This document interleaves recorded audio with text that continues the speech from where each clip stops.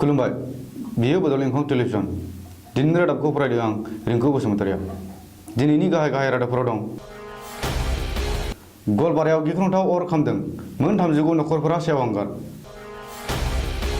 MLA Aminul इस्लामखौ arrest खालामबाय। खाथेना दोननाय लामाफोरखौ खुलिफिननो सनितपुर जिल्ला मेजिस्ट्रेटनि बिथोन।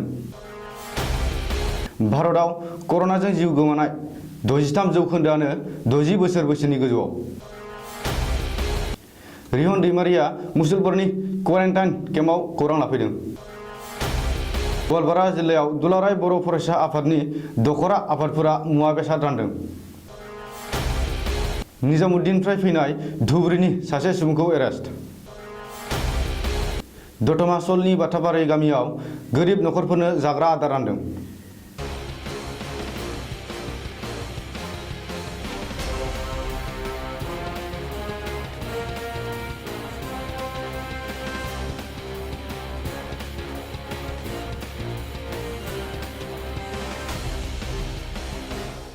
दानिया आबुं रादाब। राज्योआव कर'ना भाइरासनि गिख्रंथाव महर लानाय समावनो थांनाय हराव गवालपारा जिल्लायाव गिख्रंथाव अर खामदों। बे जाथाया गवालपारा आरो धुबुरी जिल्लानि सिमनायाव थानाय सिंगुलिपारा गामियाव जादों। बे गिख्रंथाव अर खामनाय जाथाया सिंगुलिपारा गामिनि मोन 39 नखरफोराव थेर बेथेर जालाङो। मिथिनो मोननाय बायदिब्ला मोन 39 नखरफोरनि गासै गं 150निबो बांसिन नखरफोरा गंसेनि उनाव गंसे खामनानै सेवहांगार जालांदों। बबेखानि बे अर खामनाय जाथाया मोनसे नखरनि इसिंनिफ्राय जागायदों होननानै सन्देह खालामनाय जादों। धिं बिधानसभा बियाबनि AIUDFनि एमएलए आमिनुल इस्लामखौ पुलिसा एरेस्ट खालामबाय। धिंआव थानाय गावनि थाग्रा न'निफ्राय आमिनुल इस्लामखौ नगाव पुलिसा एरेस्ट खालामदों। निजामुद्दिन मार्कास आरो ताब्लिगी जामातनि सायाव अजद गोनां बिबुंथि होनाय आरो बांसावनाय खौरां फोसावनायनि थाखाय पुलिसा धिंनि एमएलए आमिनुल इस्लामखौ एरेस्ट खालामदों। सुलुङाव मिथिनो मोननाय बायदिब्ला नगावनि SP आरो गोबांसा अफिसारफोरा इस्लामखौ जेरा खालामगासिनो दं। मख'नो गोनांदि निजामुद्दिननि मार्कास आरो ताब्लिगी जामातजों लोगोसे क्वारेन्टाइनआव दोनजानाय सुबुंफोरनि सायाव नंखाय बांसावनायनि अडिअ' क्लिपआ बे समाव ससियेल मिडियायाव जोबोरैनो भाइरेल जादों। नाथाय भाइरेल जानाय बे अडिअ' क्लिपआ आमिनुल इस्लामनि नंगौना नङा बे दासिमबो रोखा जायाखै। बबेखानि बेनि बागैबो पुलिसा नायबिजिरगासिनो दङ। महामारी कर'ना भाइरासनिफ्राय रैखा मोननो आरो सांग्रां जानो थाखाय सोरखारा गोदान राहा लानाय बायदिनो रायजोनि सरासनस्रा रायजोफोरावबो गावबा गाव थाखोआव बेनि राहा लाना हान्थामेला बन्द खालामनो लामा खाथेनाय बायदिखौ नुनो मोन्दों। नाथाय बे लामा खाथेनायफोरखौ बोखारनानै हान्थामेला राहाखौ खालामनो थाखाय बिथोन होबाय सनितपुर जिल्ला मेजिस्ट्रेटआ। समबारखालि मोनसे नटिस इस्यु खालामनानै मेजिस्ट्रेटआ बे बिथोनखौ होदों। रिपर्टनि बायदिब्ला कर'ना भाइरासनिफ्राय रैखाथि मोननायनि असिलायै लामा खाथेनाय आरो हान्थामेलाफोरा माखासे इमारजेन्सि सिबिथायाव जोबोरैनो जेंना नुजाथिनायखौ नोजोर होनानै मेजिस्ट्रेटआ बे बिथोनखौ होदों आरो होथेनायफोरखौ बोखारनो बिथोन होनो हागौनि इसाराखौ नुनो मोननाय जादों। भारताव महामारी कर'ना भाइरासनि बेरामिया 5,000नि खाथियाव सौहैबाय आरो 130निबो बांसिन सुबुङा जिउ गोमानांबाय। भारतनि सावस्रि मन्त्रालयनि सुलुङाव फोरमायथिनाय बायदिब्ला भारताव आइजोफोरनिख्रुइ हौवाफोरनाव कर'ना सन्देरनायनि सन्देहआ बांसिन। भारताव COVID-19 पजिटिभ मोननाय सुबुंफोरनि गेजेराव 76% हौवा आरो 24% आइजोफोर। बबेखानि दासिम कर'नाजों जिउ गोमानायफोरनि 63% 60 बोसोर बैसोनि गोजौआव होननानैबो सावस्रि मन्त्रालयआ फोरमायथिदों।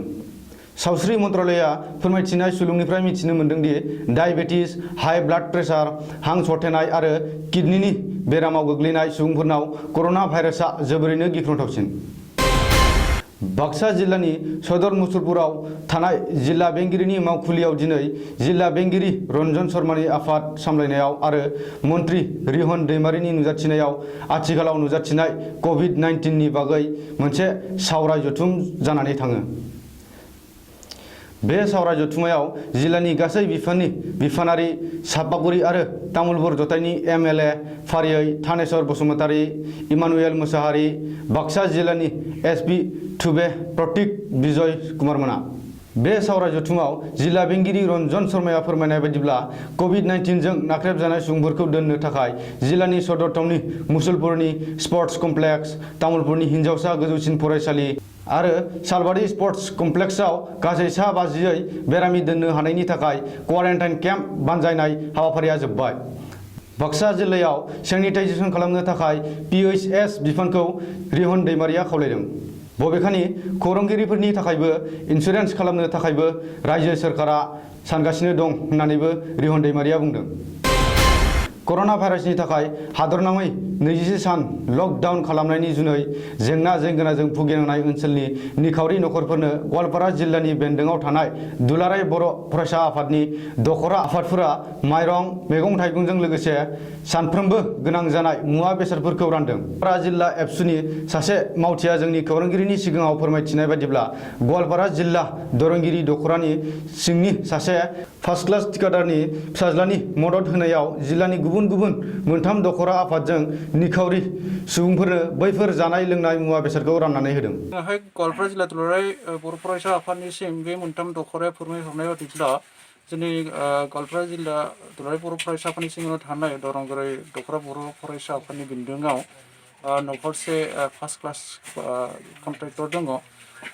बिथांनि फिसाला सन्तोष कछारी बिथाङा अनसुंथाइबो होदों आरो बिथांनि बे नाजानायावनो जोङो बे मोनथाम दखराया बे हाबाफारिखौ लादों होननानै आं मिथिनो मोन्दों आरो बेजों लोगोसे आङो मानगोनां बिथां सन्तोष कछारीखौ बेबायदि अनसुंथाइ राहा होनायनि थाखाय गवालपारा जिल्ला दुलाराय बर' फरायसा आफादनिफ्राय साबायखर बावहरदों। दिल्लीनि निजामुद्दिनाव बानजायनाय ताब्लिगी जामातनिफ्राय फैफिननायनि उनाव खारखुमानानै थानाय धुबुरीनि सासे सुबुंखौ पुलिसआ एरेस्ट खालामबाय। खारखुमाना थानानै हमजानाय सुबुंखौ सापरनि जामालुद्दिन हाजी होननानै सिनायथि होदों। सुलुङाव मिथिनो मोननाय बायदिब्ला जामालुद्दिन हाजीआ 12 मार्च खालिनो निजामुद्दिननिफ्राय फैफिनदोंमोन आरो फैफिननायनि उननिफ्रायनो लोमजानाय, गगा मोननाय बायदि भुगिनांदों। बबेखानि जामालुद्दिना बङाइगावनि गंसे देहा फाहामसालियाव ट्रिटमेन्ट लागासिनो दंमोन। निजामुद्दिननिफ्राय फैफिननायफोरनि सायाव सोरखारा राहा लानो फोसावनायनि उनाव जामालुद्दिनखौ हमनानै सापर देहा फाहामसालियाव थिसनो आरो उनाव धुबुरी देहा फाहामसालियाव दैथायहरनाय जायो। नाथाय जामालुद्दिना देहा फाहामसालिनिफ्राय खारखुमालांदोंमोन। क'क्राझार जिल्लानि दतमा पुलिस थानानि सिङाव थानाय सालनि बाटाबारि गामिनि सोरखारि साख्रिआवलाफोरा सालनि बाटाबारि बेलटारि आरो 2 नं बाटाबारि गं 3 गामिनि गासै 32 गोरिब नखरफोरनो आदार राननानै होदों। आसामनि सावस्रि आरो रांखान्थि मन्थ्रि हिमन्त बिश्व शर्माया बिथोन होनाय बायदियै बिटिसिनि senior administrative assistant Damasu Brahma, Jagadish Chandra Brahma, retired फोरोंगिरि अलंबार ब्रह्ममोना अलखदनि समाव गंथाम गामिनि मुजिरा मावनानै जाग्रा गोरिबसिन गासै गं 32 नखरनो माइरं 10 केजि, संख्रि सेरसे, आलु सेरसे, थाव गोथां खावसे लिटार, सामब्राम खावसे केजि, साबोन थरसे, बानलु फवासे राननानै होयो। आङो दा बे दुंदुंहाव आरो जाफ्रुबाय थानाय बोथोरखौ लानानै आरो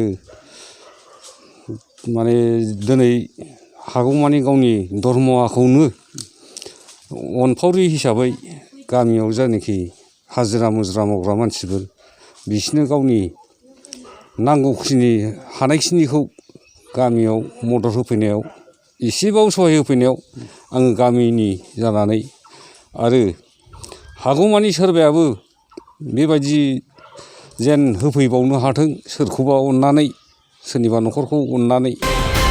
दिनैनि रादाबा एसेनोसै। गोजोन्थों।